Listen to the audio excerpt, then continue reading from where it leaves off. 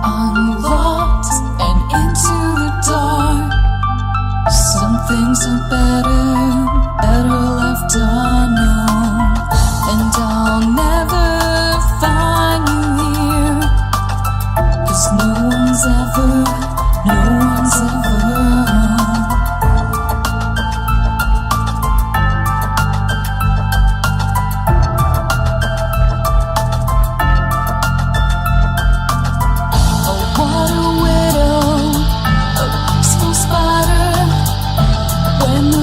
is clean, she's a sneaky hider.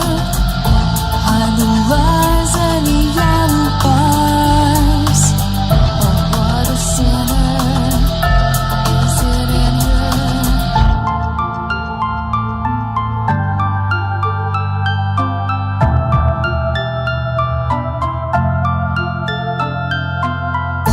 What's the truth in this riddle? Is love really just this simple? I can't seem to find my way in this world that never stays.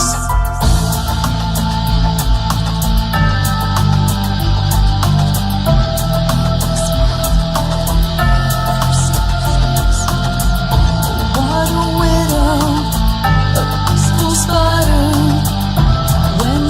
Is clean, she's a sneaky hider. Hide the lies and the alibis. What a sinner, is it in her?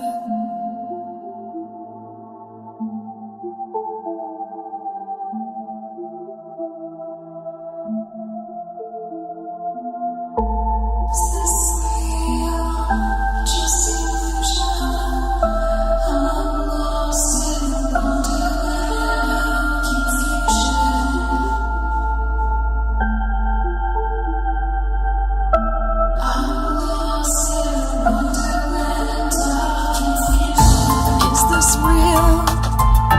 Just illusion, manifestation, or a dark delusion? Is this real or just illusion? I'm lost in a wonderland of confusion.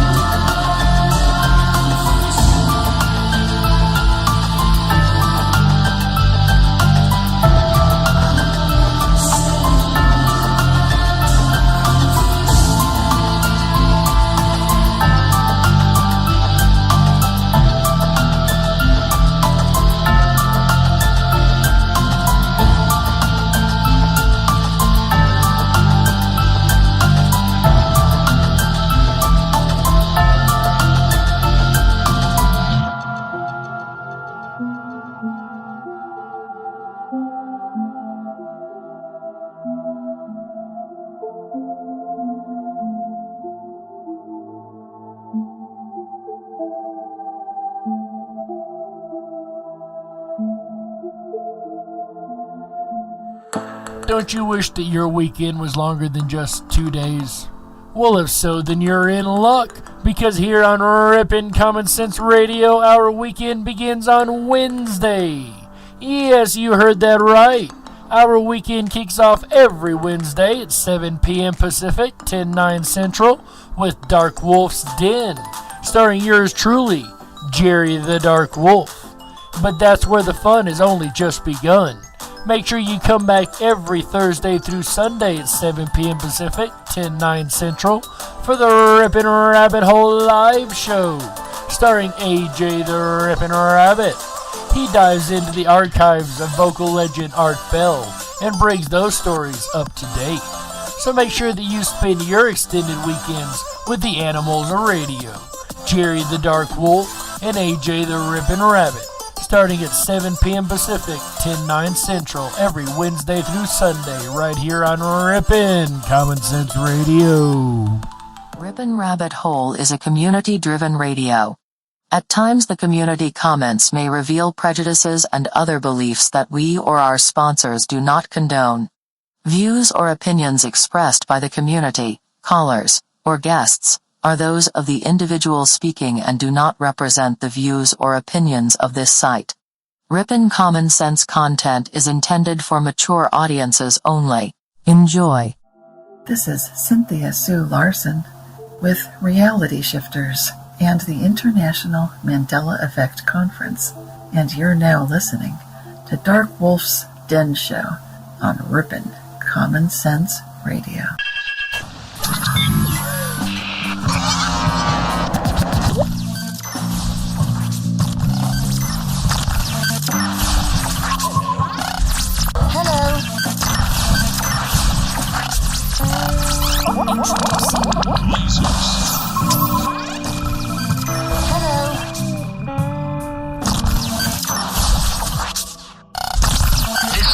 Is now the ultimate power in the universe.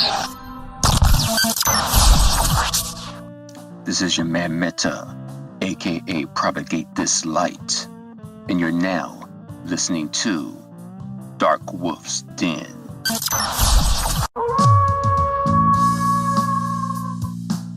Are ghosts real? We had 1,000 hours of continuous communication with the spirit world. Does time travel actually exist? The laws of physics seem to be compatible with time machines. You know, sometimes I wonder about reincarnation. Don't you? A 4-year-old boy in Adelaide, Australia, has told his parents that he used to be Britain's Princess Diana. What would happen if the world found out that aliens were real? I didn't say disclosure would be easy, but what is the alternative? To establish a space force as the 6th branch of the armed forces. We have so many questions and yet so little time, so to have you here, the pleasure is all mine. Coming to you from a secret mountain cave, hidden deep within the Idaho wilderness. This is the Dark Wolf's Den Show. Now, here is your host, Jerry Hicks.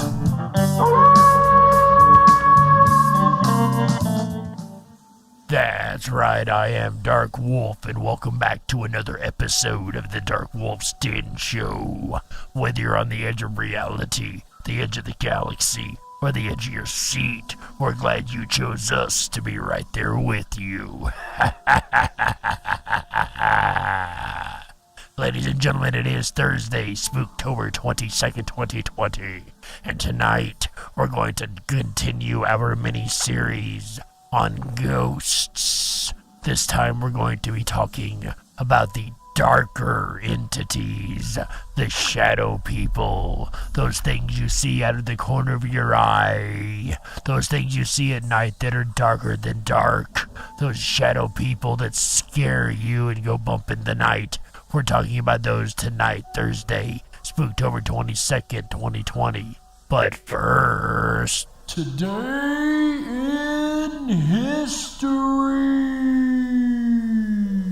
Thank you, Dark Wolf, and today's Today in History actually kind of goes along with the end of last night's show when you were talking about time and time loops. Check this out. In 1884, the International Meridian Conference in Washington, D.C. adopts the Greenwich Mean Time worldwide, creating 24 international time zones with longitude 0 at the Greenwich Mean Meridian. And that, ladies and gentlemen, is today's Today in History. Now back to Dark Wolf. Thank you, Jerry. Wow, absolutely fascinating indeed. Today is when these time zones were enacted. And now we see bills coming along to change the whole concept, right? But that's a whole nother discussion for a whole nother show. Tonight we're talking about shadow people, that's right. Have you ever opened your eyes at night and seen a shadow at the end of your bed that was darker than a regular shadow? Darker than dark, as a matter of fact, but glowing eyes. Have you ever experienced this? If so, then you may not be alone. Somewhere in the woods that surround the cul-de-sac outside of my parents' home, and the cemetery that runs parallel to it, I've seen a tall, opaque, obviously intelligent shadow person. He never leaves that general area. I've wandered out of it and left him behind before. Never has he ever been inside my parents' home. Even in the story following, his feet were planted firmly in the street. He makes me very uncomfortable. His height is towering, maybe 8 feet. When he moves, it's slow and deliberate. Most often, I see him for a split second and then he's gone. I just see him passing by.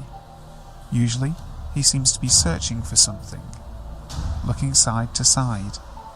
I believe he looked lost in the woods, but since I've seen him in the street and outside the house, I highly doubt that to be the case. I believe he's been watching me for some of the time that he's around, observing more than anything else. And that seems to be a common trait that we're going to find across these case files, is that they seem to be observing more than interacting. Even when I don't see him, after I've gotten far enough into the woods with my dog, or go jogging too close to the cemetery, or even just wander outside after a certain hour, I can feel someone staring at me. It doesn't feel good. I can even hear him walking behind me sometimes, as in, I stop walking and hear a few more behind me. I turn to look, and nobody's there. Have any of you ever had that kind of experience? Hearing somebody walk behind you, to turn around and find out that there was nobody there at all. I actually have had that experience a couple of times. The thing that really makes me afraid of him is that one night last year, I saw him leaning against my parents' mailbox. I'd already moved out by then, but I was bringing them some bread and other grocery staples. I stopped short on the way to the front door because I saw what I believed to be a man out of the corner of my eye. I turned to look, and there the shadow man was.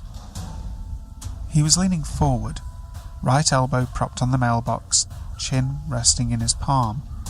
His other arm was simply resting. He looked right at me. He was totally opaque, as always, not a fog, not translucent, totally solid, as if I could really touch him. Obviously he had no visible eyes, but I could tell he was making eye contact. My blood ran cold. Instant goosebumps. I nearly dropped everything in my hands. It felt like free fall, that feeling in my stomach. I wanted to run inside or yell at him to leave, but I was frozen. He terrified me. If I've ever felt the fear of God, it was then. I can still feel it when I recall him there, staring into me. It feels like he was there forever. It couldn't have lasted more than 5 or 6 seconds, but it felt like it went on and on. Eventually, I could move, and as soon as I could, I jumped backwards into the hedges, and he was gone. Just gone. There one moment, absolutely disappeared the next. Even the feeling in the air changed. He'd really vanished.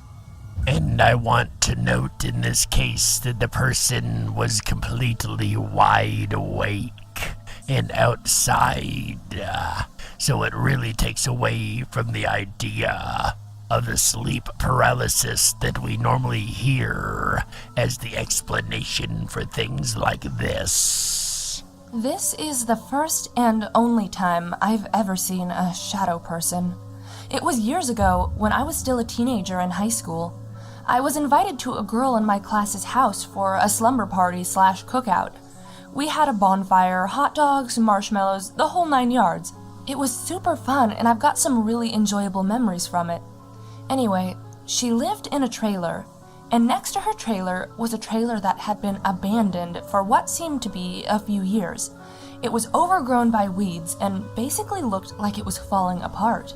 I was told that the woman who lived there had actually passed away in the trailer. I'm not sure if she was sick or if it was an accident or if the story was even true for that matter. Who knows? Teenage girls like to scare other teenage girls. You know how it goes. Oh yeah, such and such died in there, and now it's haunted. Anyways, I remember that we decided we were going to poke around the place. In the dark. Yeah. I don't know, maybe one person had a flashlight. Anyway, I didn't even have a chance to get near the place before I saw it. This is the hardest thing to explain, because how do you explain something that looks blacker than pitch black? Is there even a word for it? I remember it was in the shape of a person. It could have been male or female, I couldn't really tell. It was just a shadow, but it was coming straight toward us, and I just lost it. Of course, when I screamed, everyone else did, and it disappeared before it could get close. I still don't know what it was, or even what its intentions were, but I think I'd rather not find out. And once again, this person was absolutely wide awake when this occurred.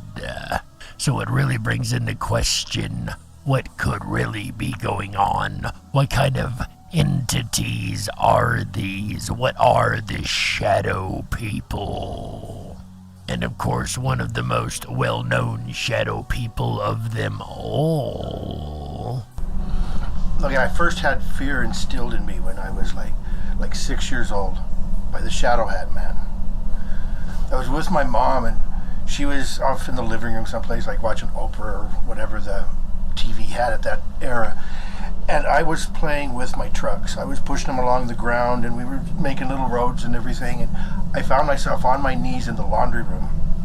And I don't know how long I'd been playing there, but I looked up, and I was so terrified by what I seen that well, even today I can't even be alone. I just have so much fear that's built into my personality now. And you know it's something serious when it really affects the personality of the person for the rest of their life. I looked up and I saw a shadow man.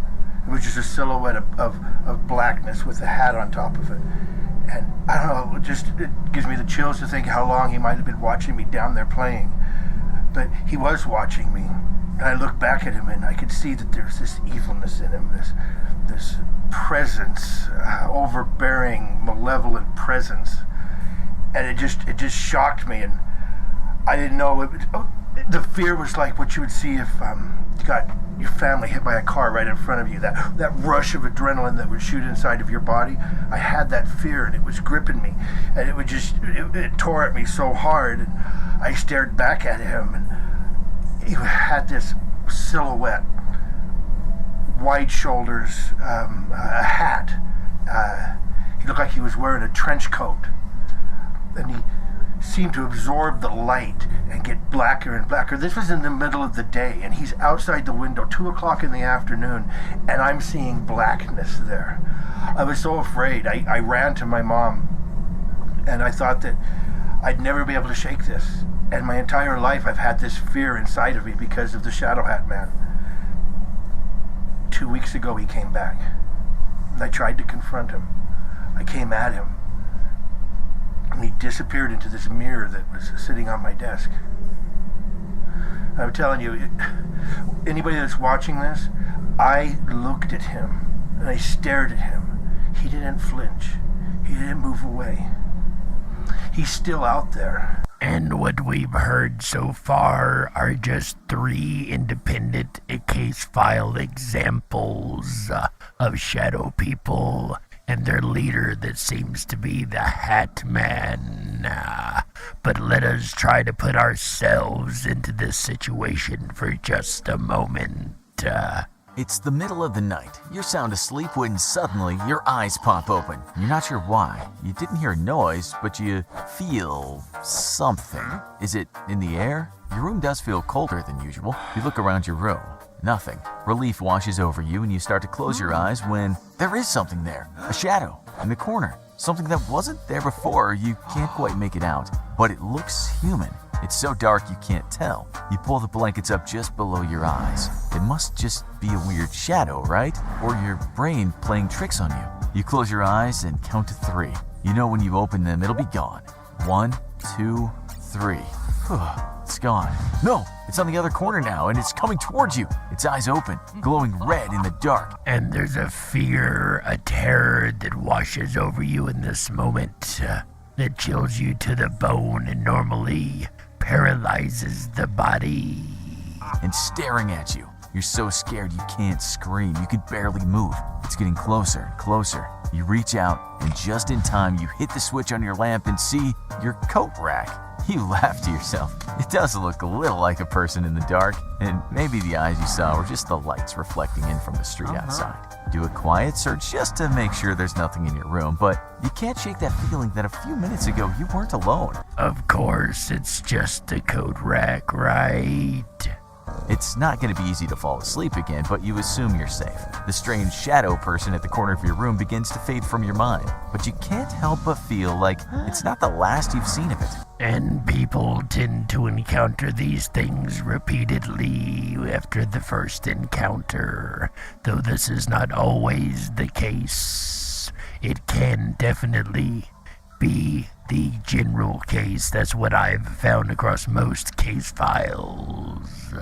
A growing number of people are reporting sightings of strange, shadowy figures around the globe. One thing that I have noticed about this phenomenon is there has been an uptick in this about the exact same time as there was an uptick in the Mandela effect, if that means anything. It begins with a glance out of the corner of an eye, a chance sight of something moving. Then, when least expected, the figure appears in front of the witness. Menacing dark apparitions, so black your eyes seem to slide off it. They move and undulate while watching you. Eyewitnesses say they awaken to shadow people stalking them, watching them, or darting out of sight when encountered. The fact that they are merely observing will be very important in the second half when we discuss the theories of this. Reports are from sane and reasonable people from all walks of life. And it is always incredible and makes these old ears perk up when we start hearing case files from people from all walks of life. That's what is interesting about a lot of these paranormal phenomenon, is it is not picky about who it affects. Anybody can see a UFO, anybody can be Mandela affected, and anybody can see a ghost or even a shadow person. Is this some new psychological phenomenon, or intruders from some other nefarious dominion? Two good questions among others that we will discuss in the second half of the show once again. A number of religions, legends, and belief systems describe shadowy spiritual beings or supernatural entities such as shades of the underworld. Various shadowy creatures have long been a staple of folklore and ghost stories. It would very much appear that I was wrong about it being a newer phenomenon. Apparently it is only ramped up in recent times. Which again, we will discuss a couple possible reasons for that in the next part of the show.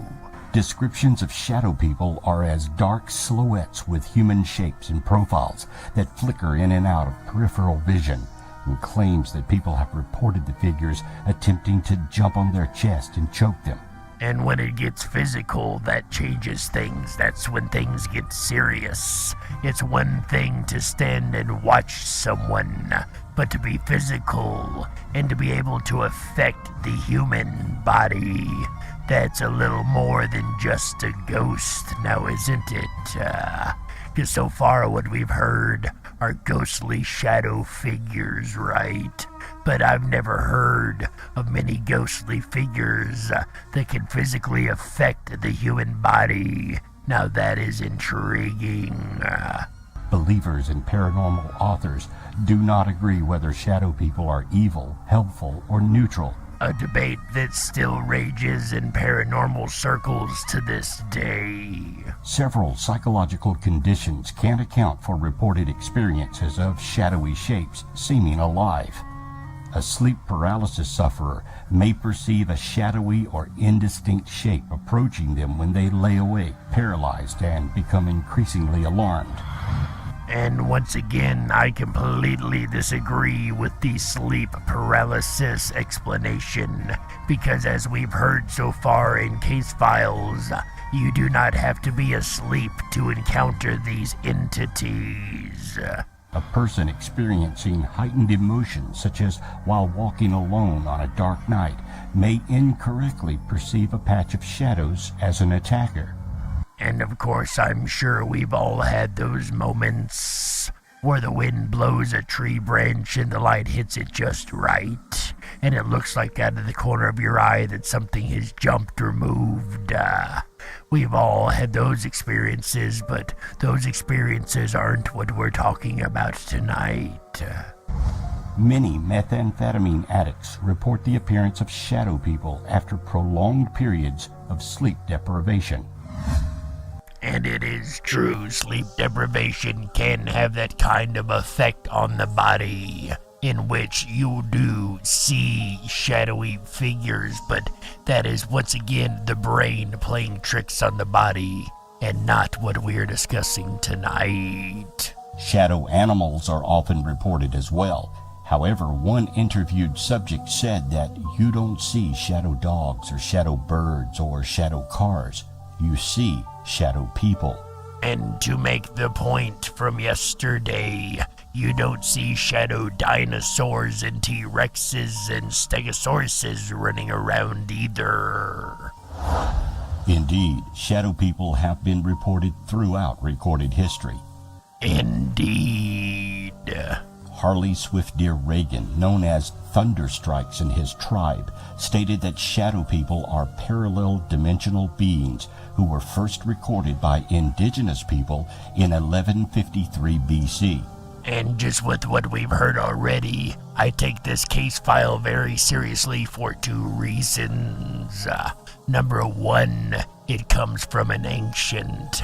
Number two, it comes from a Native American ancient, and I've found the Native Americans have a much better grip on reality than most other people on the planet. Thunder says there was an awakening between 1980 through 2000, and beginning in 2001, there began the quickening, in which events and time seems to be speeding up. As this is occurring, shadow people are becoming visible as frequencies raise. Thunder stated the shadow people, who he calls inorganic beings, live in a parallel dimension and feed off of our emotional discharge of energy along with chaos. In essence, shadow people are energy vampires. And this would actually make a lot of sense and would explain why the fear emotion comes over one, because one's energy is suddenly drained to the point that one cannot move. Thus, the sleep paralysis explanation in certain cases would actually make sense, because we find the paralysis, even in the wide awake cases, scared to the point of being paralyzed. Cherokee legend speaks of the raven mocker, which shifts from a menacing bird into a grotesque human-like shadow. It was believed the raven mocker's mission was to capture the souls of those who were facing death. And once again, we find this view of the shadow person as an omen of some type. Many report seeing shadow people wearing a cloak or a shroud. Some may appear to be dressed in robe-like apparel, although they have been reported in many shapes and sizes. Many people describe them as small, human-like figures with red eyes. Once again, we have these small figures, but we've got the shadows and the red eyes this time. It does remind me a little bit of the stories last night of the shorter, smaller creatures. The most common descriptions of a shadow being is that of a tall man wearing a wide-brimmed hat. Details vary as to whether he has no facial features at all, or glowing eyes of red or yellow. Some speak of only seeing this creature once in their life. Others have reported seeing several sightings concentrated in one area. The similarity lies in the stature of the creature and the hat it appears to be wearing. There is also the general consensus that it is malevolent in nature. One thing is certain, this Hat Man is believed to have been seen in places all over the world. In the United States, there seems to be an emphasis of sightings on the Northeast. However, it is certainly not indigenous only to those areas.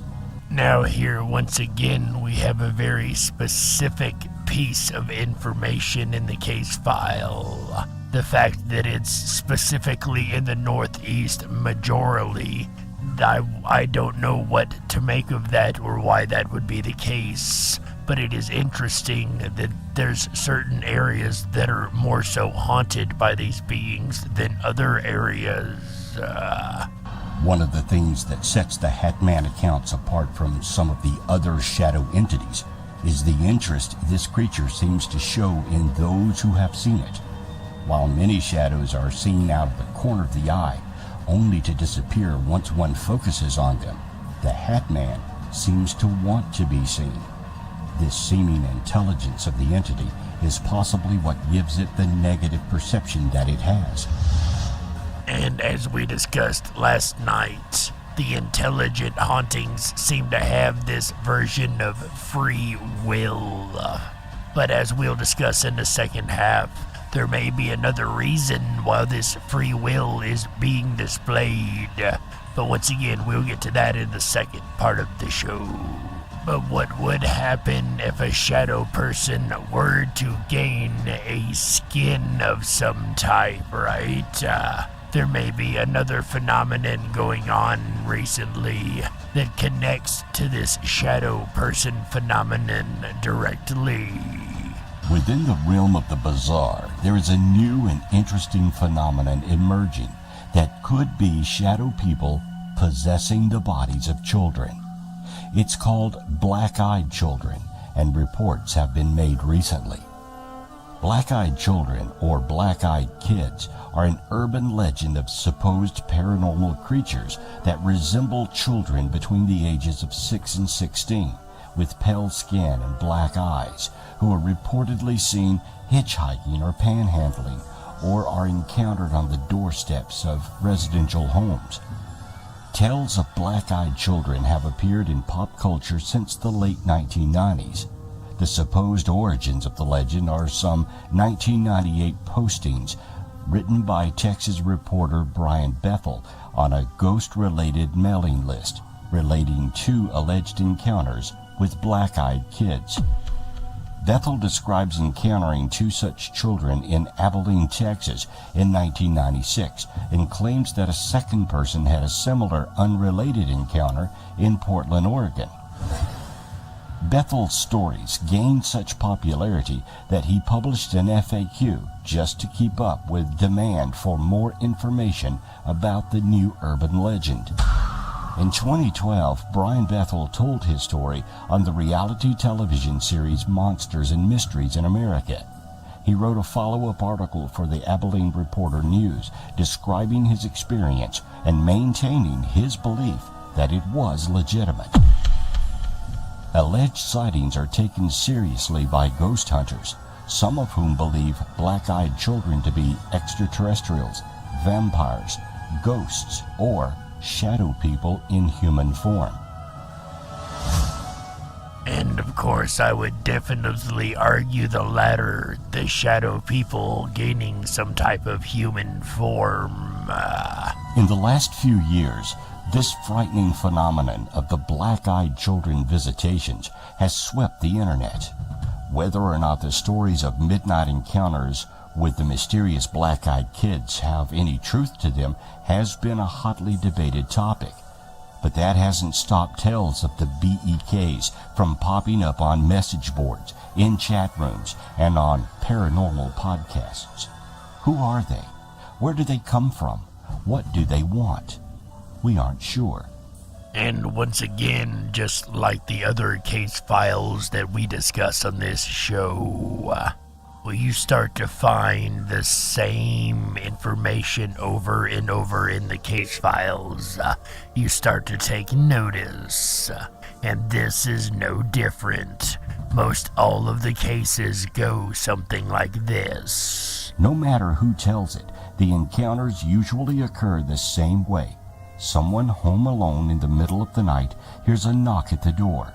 When they peek through the window, children, normally in a pair, are seen standing in the cold. As the resident cautiously cracks open the door to see what might be wrong, a familiar feeling of dread washes over them. The strange children beg to be let inside, but something isn't right. There's something off about these kids. As the lonely resident looks closer, they see that these children's eyes are black as an oil slick, an unnerving detail that causes them to slam the door and deny their pleas for entrance. Some of them call the police, others clutch a weapon, but never ever do they let the black-eyed children inside. And one thing that I have never heard is a case file from a person who did let them in. And you can take that for whatever it may be. Encounters with black-eyed children are always frightening, such as this visitation by a Marine in North Carolina. Now you know that it has got to be something incredibly serious if it scares a Marine. A Marine is one of the best of the United States military. It takes a whole lot to scare somebody with that kind of training. While based at Camp Lejeune, an unnamed U.S. Marine stated that in November of 2009, he had a strange encounter with black-eyed children near the barracks where he lived. The anonymous witness stated that he was alone in his room one evening watching a movie when a knock came at his door. Expecting it to be his roommate who had forgotten his key, the Marine opened it without hesitation. When he did, though, he was presented with the sight of two small children standing outside. As soon as he saw them, the man stated he was filled with dread. Once again, yet another piece of evidence that keeps showing up in these case files. The sudden and instant fulfillment of fear within oneself. And had an impulse to slam the door shut as fast as he could. That was before he realized that both children had jet black eyes. Despite his fear, the Marine asked the children what they wanted, which they responded all the while staring straight at him that it was cold outside and that they wanted to come inside and read. The Marine suddenly realized that no one else was within sight, and as the children took a step towards the room, he gave in to the impulse that was racing through him and shut the door quickly. The knocking continued for several minutes, in addition to a rattling from his window, before the noises stopped and the children appeared to be gone. The Marine made some idle inquiries the following morning, but the few people who had been on site during his strange encounter stated that they hadn't seen or heard anything strange. Once again, as incredibly creepy as it is strange that no one else encountered these beings, no one else around them even seen these beings except the guy in the house. It's almost like he was targeted for some reason. No matter if the witness is a child or adult, he or she always see the same thing. All eyewitness accounts, no matter which country, continent, or language, give a glimpse at what was seen and experienced in the presence of shadow people. But this glimpse is a monotonous one. The only experience related to shadow ones which is not monotonous is fear. They bring a chilling feeling or vision of fear that overcomes in the same way the black-eyed people do. In recent times, a number of people who witnessed the presence of shadow beings for longer periods of time has increased. Some testify that they have seen creepy red eyes of the dark, indistinguishable, but often massive silhouettes that instantly appear anywhere and show the ability to walk through walls of confined spaces which defy common laws of physics. Which, as we know, is the classic example of a haunting like we discussed yesterday. Many paranormal researchers have studied the phenomenon and in particular agree on one aspect of it. Whatever or whoever these entities are, they feed off human energy, emanate bad vibrations, and negative emotions. And as we mentioned a moment ago, these entities seem to feed off this to the point that they cause the body to go into paralysis, draining all the energy away, the energy to run, the energy to move, the energy to even think correctly, to freeze you in place. What an interesting defensive weapon for a creature. There are those that have reported being physically attacked by these entities. Some cases can be explained as sleep paralysis, which is a state of sleep where the person is awake and yet still experiencing REM sleep.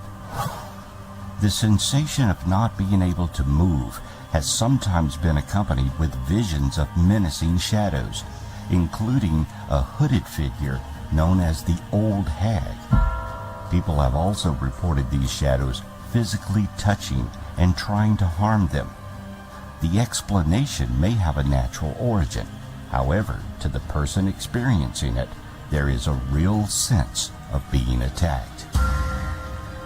In most instances, the shadow usually is quickly out of sight before a person is able to focus on it, and the ones that remain seem to be more interested in watching what is going on rather than causing harm. And once again, though I do agree that in a small number of cases, that sleep paralysis could very well be an issue, not all cases qualify under the sleep paralysis banner. But ladies and gentlemen, we need to go ahead and take a network break right here, and we'll be back with the second half of the Dark Wolf's Den show, now that we've discussed what these creatures are. Perhaps we can figure out a little bit more of where they come from and why they're here. All that and more coming up in the second half of the Dark Wolf's Den show. So we'll be right back after these messages. Don't you touch that dial.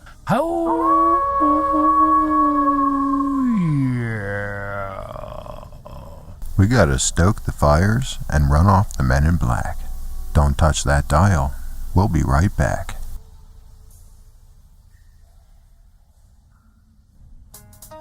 Sex in the city?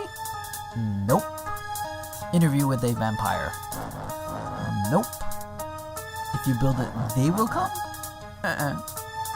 Febreze to wheeze in the middle? Wrong again. Depends. Nope. Welcome to the Twilight Zone, my friends. A phenomenon known as the Mandela Effect. You may have heard of it. You may want to not neglect unbecoming, awake, and spiritually inclined. So sit back, relax, while I blow your mind. Take the thumb off the cell, stop following the sheep. Down the rabbit hole we go. Are you ready for that leap? The Zapruder film, #JFK. I looked at the footage and I said, what the heck? How come there are 6 people in that dang car? Stretch limo, for me, this was all too bizarre. A glass behind the driver, no way, Jose. I remember in the car, my mind was in total disarray. Trying to make sense of what I was seeing, what I was witnessing. Didn't connect with my inner being. A second woman in the car for me was only the first lady. Do you smell what the rock is cooking? All this seemed kinda shady. Berenstein Bears. Nope. Shazam? Sinbad? Not in this reality. Good lord. An awakening. Was it all a revelation? The naysayers and skeptics call it confabulation. They say we misremembered and call us bad crazy. Did you smoke a doobie? Maybe that's why it's a little bit hazy. Unless you experience it, you'll never know. But enough of that, on with this Mandela Effect flow. Mandela Effect in the house. What in the world happened to Ed McMahon? In this reality, Publishers Clearinghouse was not a fan. Never the spokesperson, but we remember it clear as day. McMahon holding that check while the winner yelled out, "Yay!" American Family Publishers, never heard of them until now. This Mandela Effect has me raising the people's eyebrow. So many theories on what it could be. Have you ever heard of CERN and the LHC? Luke, I am your father. Nope. Sally Fields? Nope, wrong again. That stands for the Large Hadron Collider. I thought I would mention. You know, the machine that opens up portals into different dimensions? You're probably thinking that this is all science fiction, but you gotta think outside the box and have no restrictions. Alternate realities and parallel dimensions. Okay, I get some of your apprehensions. Could this all be a spiritual evolution? Cause the human race has grown tired of this toxic pollution. Mandela Effect in the house. Crazy. Some people, they just don't understand. That's just the way it is. You know? Stay strong, my friends. That's just the way it is. Dolly has no braces? Are you serious? Good lord. Joel Osteen. So what the heck happened to the owl? Oh my gosh. Oh, this is definitely the Twilight Zone. This is crazy. Anyhow, that was Juanito, 1975, with the most famous Mandela Effect rap in all of YouTube. Hi everyone, it's AJ the Ripon Rabbit. Are you enjoying tonight's Thursday Look, part 2 of Ghosts and the Dark Wolf's Den show? If you are and you haven't done so already, please make sure to thumb up that video, hit that subscribe button, and ring that bell. You'll get our notifications every time we go live. We're here every Wednesday, Thursday, Friday, Saturday, and Sunday nights, bringing you the very best of Common Sense Radio, the Ripon Rabbit Hole.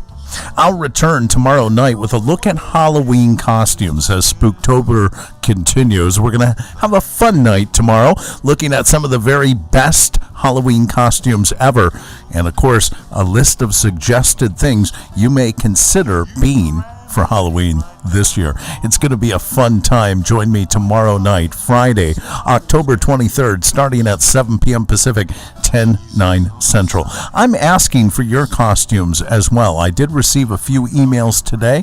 I asked last night as well. I'll ask today. If you've got a really great costume, something that you've done throughout the years, and you have a photo of it, please email it to me at riponrabbithole@gmail.com, and I will talk about your costume tomorrow night. Then Saturday night, we go in search of seances. We're going to try a radio first. We're going to try an on-air seance, an experiment. You know how I like those. We're going to primarily focus on the Houdini seance and all of the years that Houdini was attempted to be contacted after his death. Houdini always said if anybody could come back from death, it would be him. And many people for many years tried to reach the great Houdini without success. Then Spooktober continues to twist on through the weekend into Sunday with an audience-suggested topic, the fear of dolls.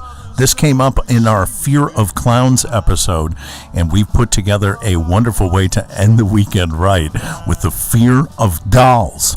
Join me Sunday night starting at 7 p.m. Pacific, 10/9 Central, and we will end the weekend out right. Also, get your ghost stories ready in honor of the late great Art Bell.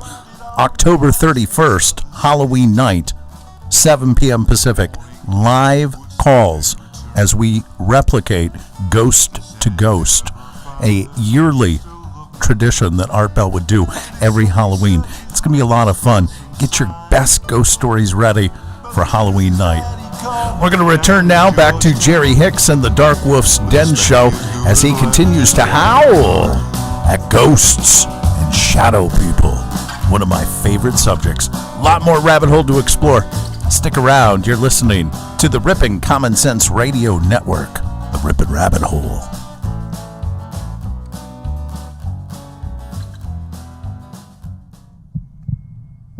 Are you ready for the ultimate Halloween experience?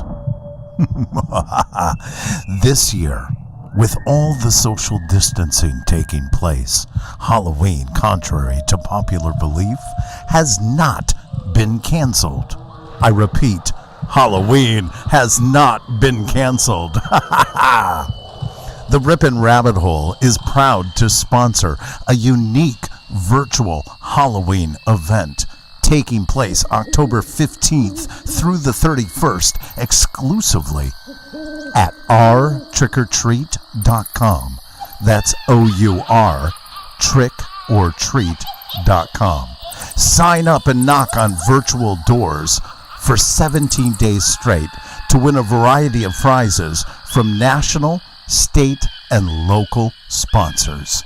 Check out ourtrickortreat.com for the ultimate Halloween experience this year. If you were meant to be controlled, you would have come with a remote, but you didn't. And that's why you listen to the Dark Wolf's Den Show. Now, here is your host, Jerry Hicks.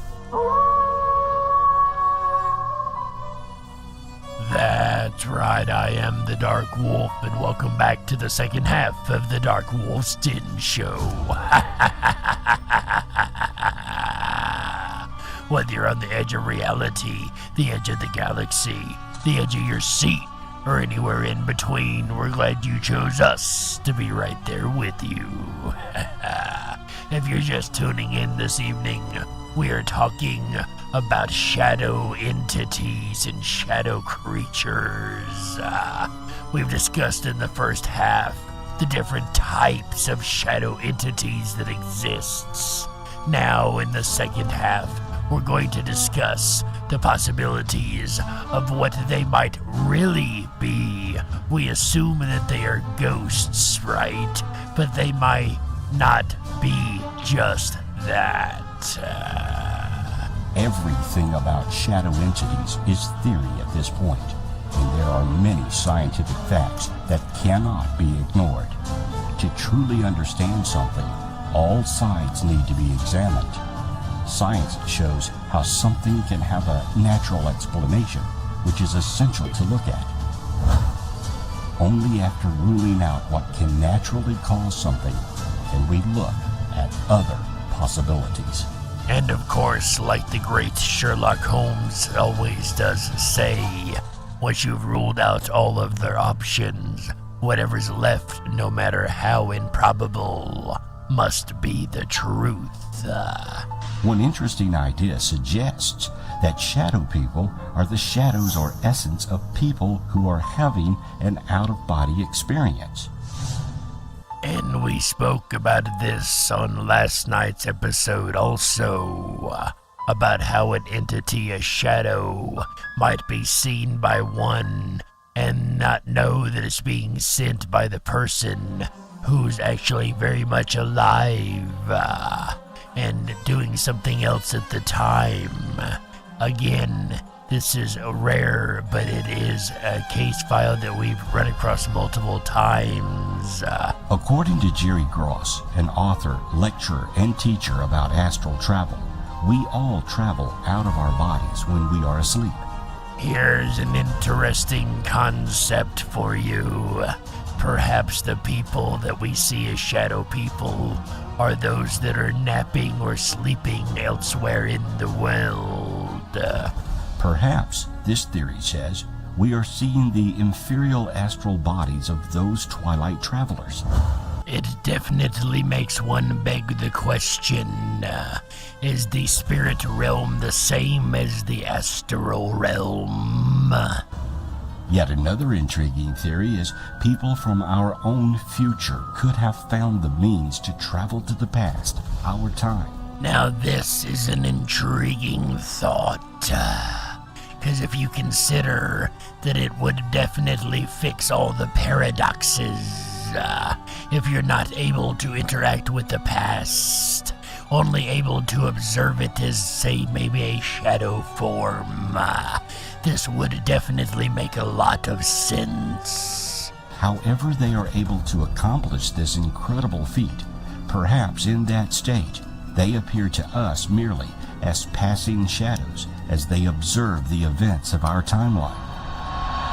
Once again, this idea or this solution would definitely fix the paradox problem with time travel. It's amazing to me how many of these rabbit holes get crossed when we get into these topics.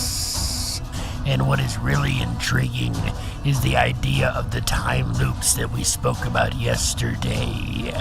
And perhaps that does play a bigger role than we originally perceived. Even mainstream science is fairly convinced that there are dimensions other than the one we inhabit. And if these other dimensions exist, who or what, if anything, inhabits them? Could that very well be the case? Could these shadow people be bleeding in from another dimension?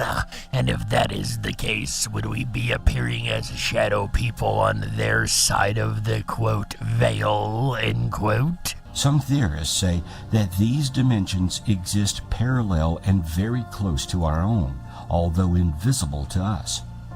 And if there are inhabitants in these other dimensions, it is possible that they have found a way to intrude on our dimension and become at least partially visible. If so, they could very well appear as shadows.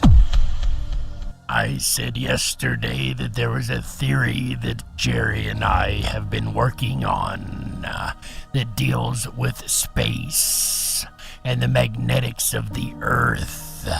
And perhaps if that is the case, then these magnetics allow these dimensions to bleed through every now and again. Perhaps even the amount of energy at any given time allows these veils to thin out and these shadows to appear at what would appear to us as random. Or perhaps there are certain experiments going on around the world that could increase this activity, or perhaps with the increased magnetics could be doing something to the veils of these other dimensions, whether on purpose or not. Not to name any specific experiments, CERN. It has long been held by psychics and other sensitives that beings on other planes of existence are of different vibrations. And we do know that all things are vibration, and all things have a certain frequency, and perhaps these frequencies could be overlapping. Science is beginning to look at reality on a quantum level, in the same way that particles of the smallest size exist as vibrations.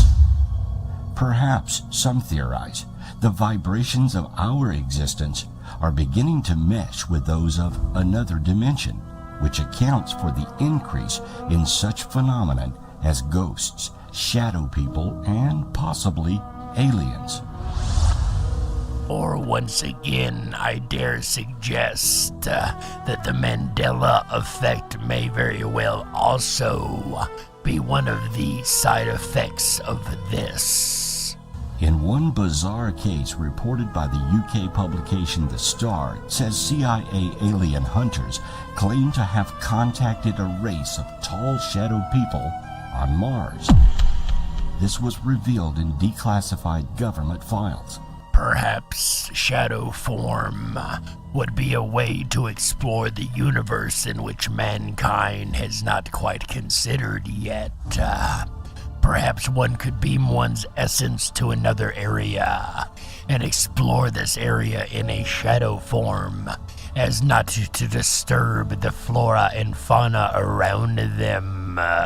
Secret documents released by the agency reveal an alien hunter made contact with a race of very tall and thin Shadow People on the Red Planet.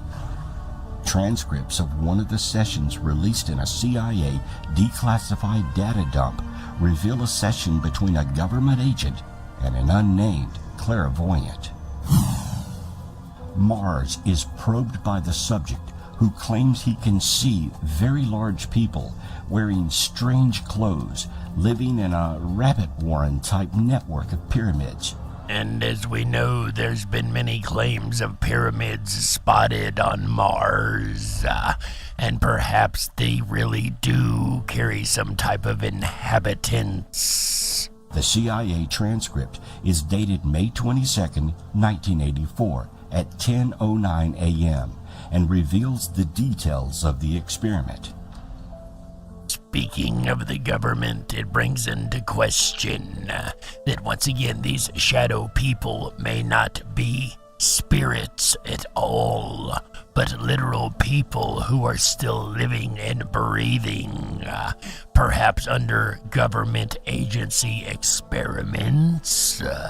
Psychics were employed by the U.S. government during the Cold War in operations such as the Stargate Project, founded in 1978. In this experiment, agents wrote down details of what they wanted in a sealed envelope, which was given to the subject, but not opened until after the interview.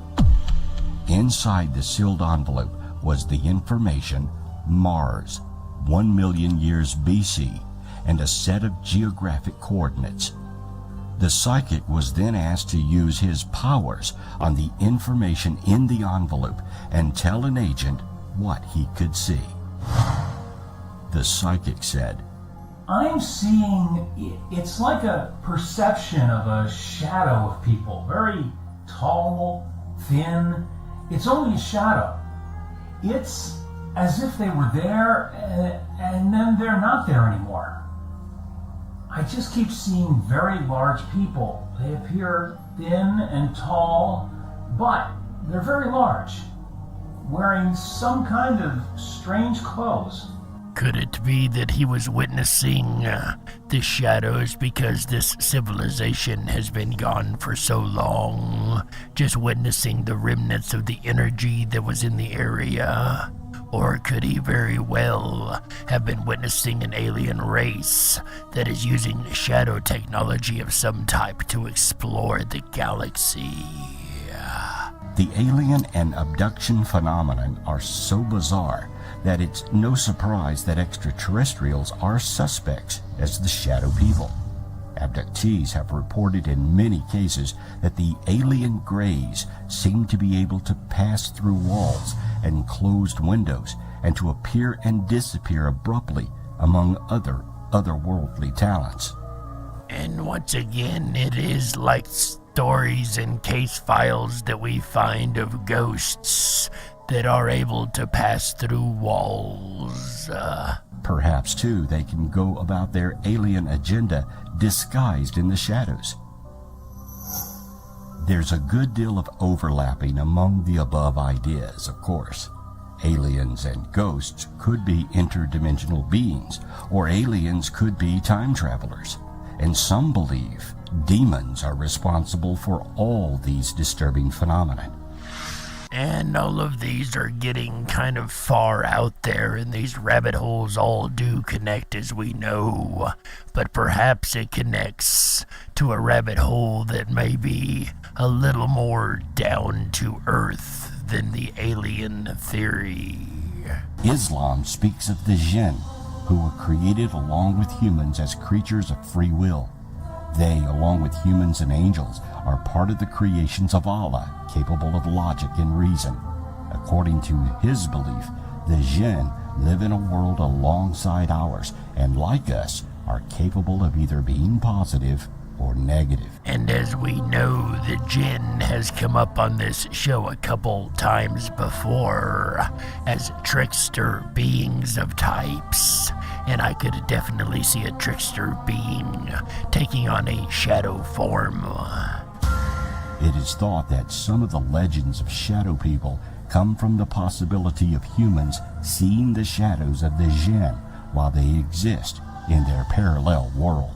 These creatures are also said to be creatures that feed off of fear, and perhaps creation of this fear is exactly what they're accomplishing when they show up in these shadow forms. Maybe we're not seeing them through the veil. Maybe we're seeing exactly what they are projecting us to see, if that is the case. There are religious groups that view shadow entities as demonic in nature.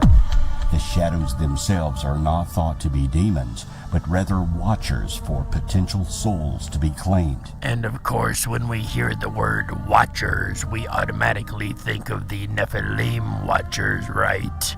And perhaps that is the case. Perhaps these are the dark souls left over from the Nephilim that are stuck within this realm. This way of thinking assumes that when one is seen, a demon is present.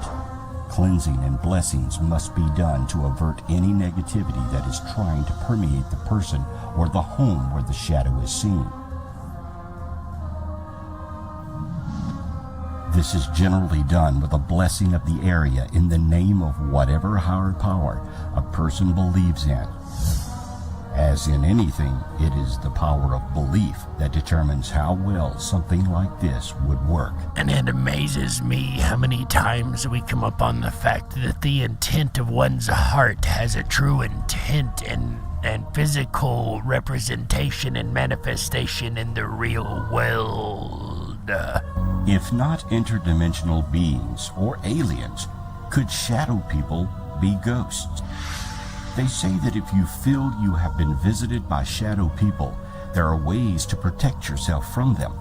Most importantly, you will need to overcome your fear, because until you do this, they will continue to feed off of it. And fear is an incredibly strong emotion indeed. Not that they are intentionally trying to scare anyone. Perhaps they are trying to reach out to a person, or maybe they don't even know that they are appearing in another world. In the meanwhile, what you can do is stay calm and date the time and place you saw the shadow figure and discuss it with other like-minded people who have experienced the same thing. And this, of course, is good common sense advice for anybody dealing with something that is traumatic in their lives, or something that they just cannot explain. It's a lot easier when you find others who can share and relate to your situation. But before we close out, we do need to mention one more shadow character, and this information might bring together the answers for everything else. How many of you have heard of a tulpa? A tulpa is a type of supernatural entity that takes on the form of a character from legend and folklore, or from a person's imagination, and acts out that persona. It literally means manifestation. And there would be our first clue. The fact that the name Tulpa itself means manifest. This concept originated in Tibet within early Buddhist texts about the ability to create a mind-made body, and is the basis of the thought form. Some beliefs include human beings creating their own tulpas purely from thought, manipulating invisible energy into visible forms. Perhaps even shadow forms. So, is it possible that some of the supernatural entities that surround us today were created from somebody's own thoughts? Let's take a look at some of these tulpas. Could a shadow entity be just that? The shadow thought form left over from somebody that was there, like a signature, if you will. Kind of like the residual haunting that we discussed last night, but in energy form. Probably the most popular possible tulpa today is Slender Man. And I mentioned there was one more creature that we had to talk about, and that would be the Slender Man indeed. And the Slender Man has an intriguing story.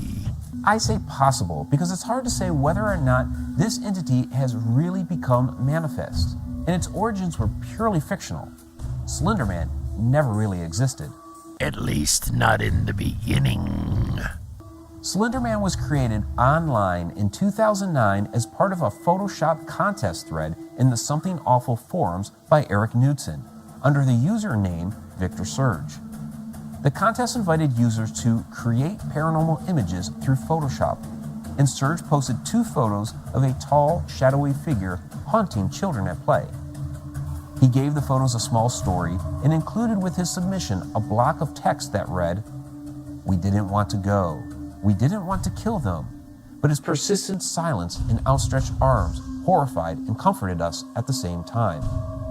1983, photographer unknown, presumed dead.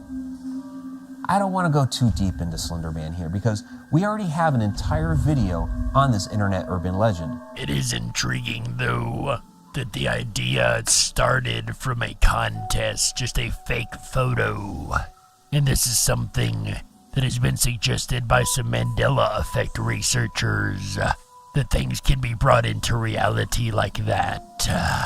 Perhaps enough energy was put on the Slender Man that he became manifest into reality. And if that is the case, how much energy is needed to create a random manifest shadow into reality? But here are some basics about what happened. With a strong positive reaction to the photos he created, Victor Surge continued to post new altered photographs and added to the story of what was now being called Slenderman. But now others on the forum began to submit their own photos and story elements as well. The myth and lore of Slenderman grew, his story encompassing hundreds of pages, and an internet urban legend was born. Slenderman inspired the popular Marble Hornets web series, a number of independent video games, found itself a prominent position on the popular creepypasta horror website, and became the subject of countless pieces of fan art. From the projected obscurity, a facelessness that breeds mystique, and with a storytelling vehicle that eliminates the fourth wall, Slenderman became the internet's boogeyman. The fate of his victims was also rather ambiguous and vague, fueling that mystique. And I'm sure you guys have heard by now the story of the high schoolers who killed the other high school girl in the name of Slenderman. Could a ritual like this just help to manifest it into reality that much more quickly? So, is there now a Slenderman Tulpa? Has the collective thought energy of thousands, perhaps millions of people from all over the world culminated to create its own entity? The answer to this is going to be very intriguing, because it also brings to mind another question. If there wasn't an entity that we call God per se, for instance the Christians' God, and they've put enough energy collectively upon this entity being a thing, could in essence God have been retroactively created? Now there's one to wrap your mind around. Or perhaps has an entity answered the call of all these people and decided to take on the persona of Slenderman? In either case, neither would be a real Slenderman, since Slenderman never really existed to begin with, and it would cause us to question what kind of power it really had, if any at all. Even if this concept were to be real and some sort of entity decided to take on the persona of Slenderman, this would still not be a real Slenderman as described in the internet folklore. Because for one, it would have a different origin story, now wouldn't it? But that aside, it still wouldn't be the Slender Man. It would be an entity emulating the character of the Slender Man. The abilities of this tulpa would be restricted to the abilities of the entity creating the tulpa. So if it really existed, would it only be a mere shadow of Slender Man? For a lack of better terms.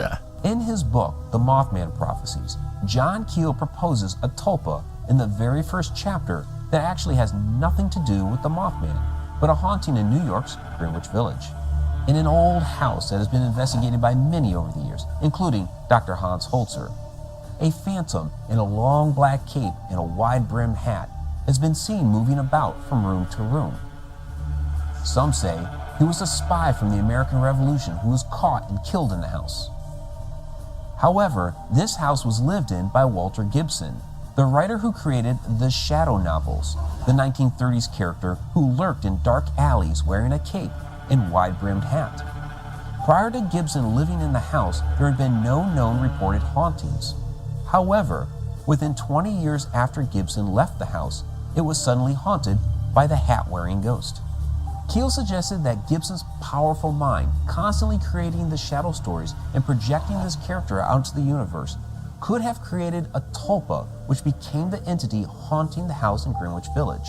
If this is possible, then shadow entities could very well be just the tulpas left over from people that didn't realize that they created them in the first place.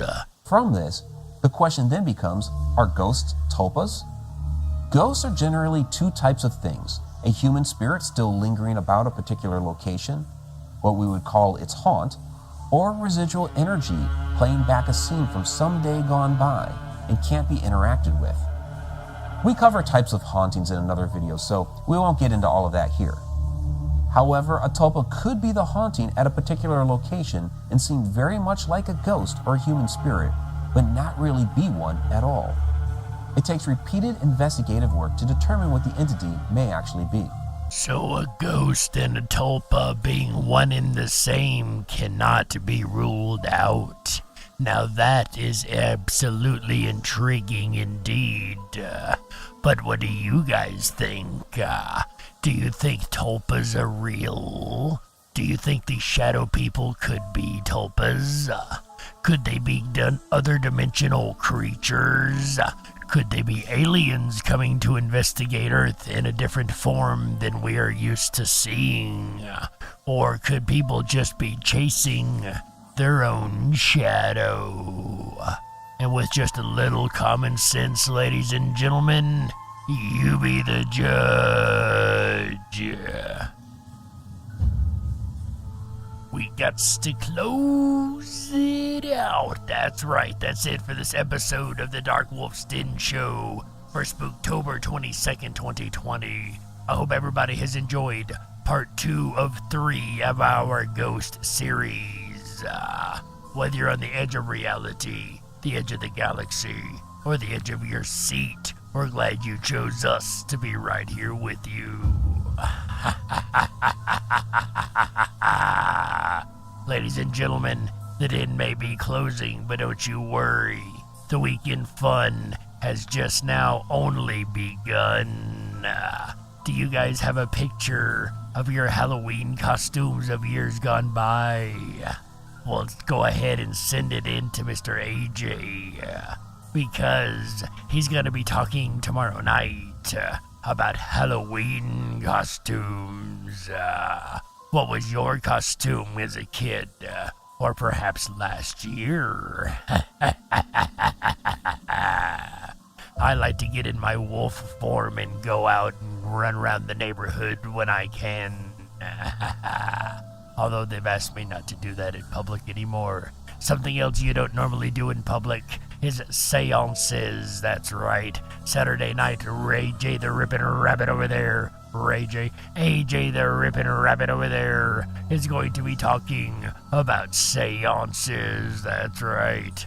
Those, meetings around the table. You know, you cannot have a Halloween Spooktober without talking about seance and spirit calling, right? Then on Sunday, AJ's going to be talking about that fear of dolls. Are you scared of those little creepy things that sit in the corner and smile at you? Are you afraid of dolls? Then you definitely want to check out this episode on Sunday. And that will round out the weekend here on Ripon Common Sense Radio. And I cannot wait for next Wednesday to pick back up and kick off an all-new weekend when we start off with Demons with the Dark Wolf's Den Show. And then on Thursday, we're gonna have the Halloween Spooktacular celebration. Oh, I can't wait. It's gonna be lots of fun. See you guys. Make sure you stick around all this weekend and next weekend, because next weekend AJ is also going to do the Ghost to Ghost call-in show. Make sure you have your ghost stories ready. One place that you might find entertaining between now and then would be the RiponRabbitHole.com. That's right. RiponRabbitHole.com. Over there you're gonna find the 24/7 Backstage Lounge. That's right. Scrolled halfway down the page once you click on that and find the VIP entrance. That's where you're gonna find me and the other Ripon Rabbits. That's right. Come on into that VIP entrance room with us. Select your microphone and camera. You can turn that off the moment you get inside. Go ahead and hang out with us. We would love to have you over there. And while you're searching around the RiponRabbitHole.com, make sure you drop by the groups page over there.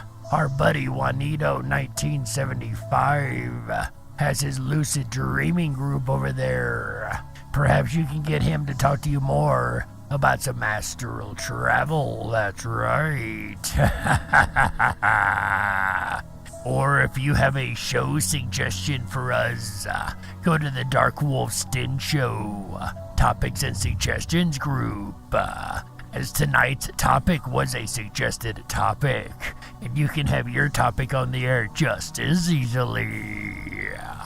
Guys, my name is Dark Wolf, and on behalf of Juanito 1975, Chick Mandela Effect, Michael Musco, Walter House, AJ the Ripon Rabbit, and everybody at Ripon Common Sense Radio, we thank you for being here, and remember always, stay awake, but dare to dream.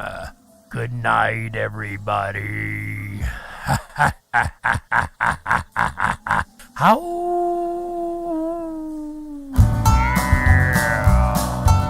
The most famous animal howl in radio, Jerry Hicks and the Dark Wolf's Den. If you enjoyed tonight's look, part 2 of Ghosts and Shadow People, please make sure to thumb up that video, hit that subscribe button, and ring that bell. You'll get our notifications every time we go live. Jerry will return next Wednesday and Thursday night with an all-new episode of the Dark Wolf's Den Show. I'll be back again tomorrow night with a fun look as Spooktober continues at Halloween costumes. I'm going to share with you some of the very best Halloween costumes I've been able to find. I'm going to share with you a few ideas for what you could be this year as Halloween. And I'm going to look at your Halloween costumes. So if you've done a really fantastic Halloween costume in the last few years, even going all the way back to your childhood, find that photo, find that picture, and email it to me at riponrabbithole@gmail.com. That's RiponRabbithole@gmail.com.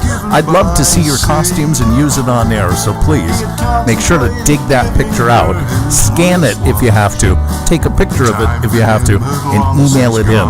Let's see how many costumes we can come up with tomorrow night. Again, that's Friday, October 23rd, starting at 7 p.m. Pacific, 10/9 Central. Then, Saturday, October 24th, we're going to dive down the rabbit hole of seances. That's right. Is it possible to make contact with people from the other side? Be here for a radio first. We're going to try an on-air seance experiment. It should be a lot of fun. See if we can contact Harry Houdini. So far, since his death Halloween night, 1926, not a peep. He hasn't had a peep. So we're going to see. Then we'll end out the weekend right together Sunday night with an audience-suggested topic, the fear of dolls. This came up in our Fear of Clowns episode. Believe it or not, there are a lot of creepy dolls out there for us to explore. So it's going to be a fun way to end the weekend of Spooktober together Sunday night, starting at 7 p.m. Pacific, 10/9 Central.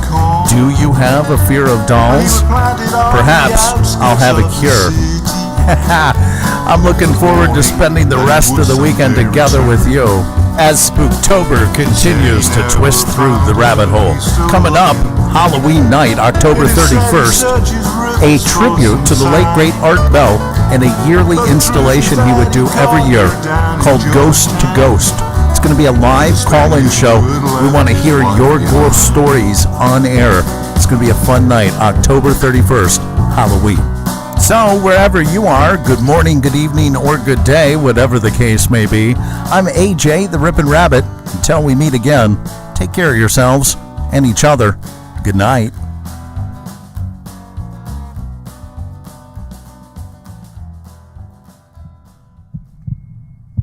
Are you ready for the ultimate Halloween experience?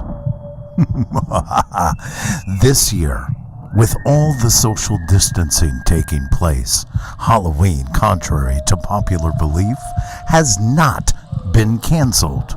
I repeat, Halloween has not been canceled. The Ripon Rabbit Hole is proud to sponsor a unique virtual Halloween event taking place October 15th through the 31st exclusively at ourtrickortreat.com. That's O-U-R, trickortreat.com. Sign up and knock on virtual doors for 17 days straight to win a variety of prizes from national, state, and local sponsors. Check out ourtrickortreat.com for the ultimate Halloween experience this year.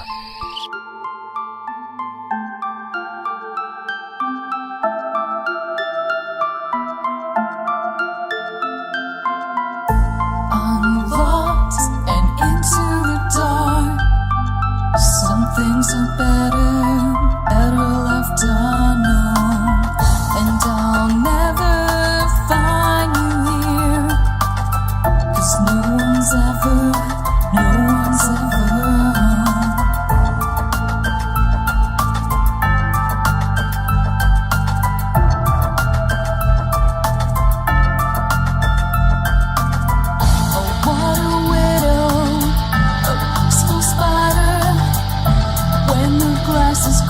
she's a sneaky hider. Hide the lies and the alibis. Oh, what a sinner. Is it in her?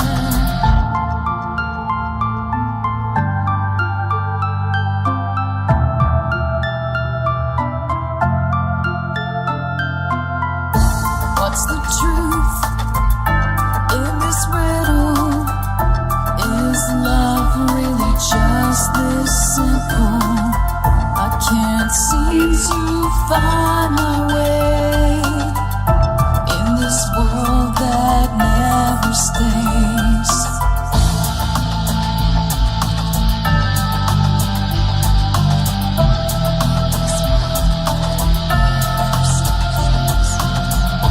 What a widow, a peaceful spider. Is clean, she's a sneaky hider. Hide the lies and the alibis. What a sinner. Is it in her?